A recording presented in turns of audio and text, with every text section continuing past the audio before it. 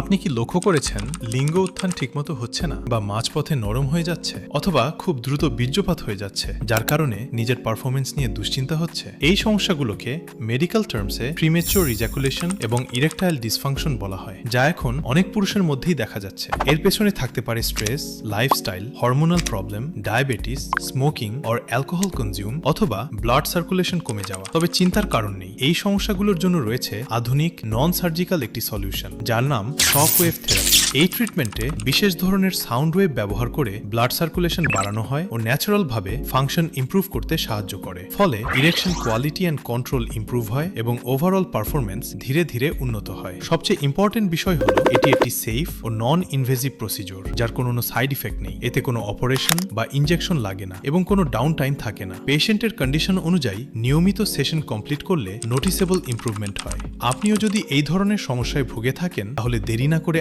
আজই Celestial Hermosa by Mefi aesthetics and laser সেন্টারে যোগাযোগ করে কোয়ালিফাইড প্রফেশনাল ডক্টরের পরামর্শ নিন।